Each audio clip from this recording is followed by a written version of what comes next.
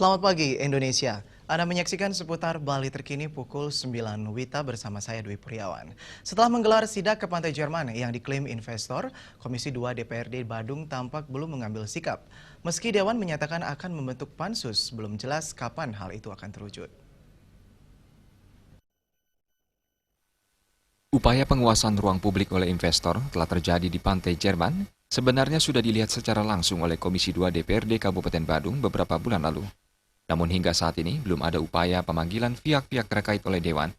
Ketika dikonfirmasi, Ketua Komisi 2 DPRD Badung Nyoman Dirga Yusa menyatakan, pihaknya akan segera melakukan pemanggilan tetapi belum jelas kapan hal tersebut akan dilakukan.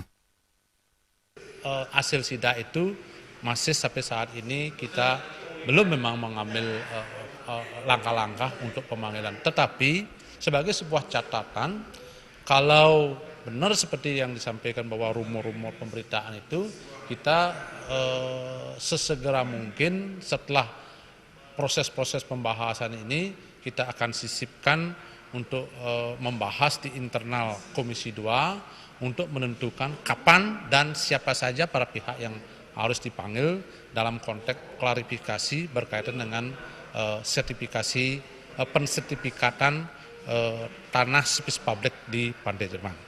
Sementara Sekretaris Komisi 2 DPRD Badung, Luir Wiana juga menyatakan, pansus untuk menangani kasus ini akan segera dibentuk.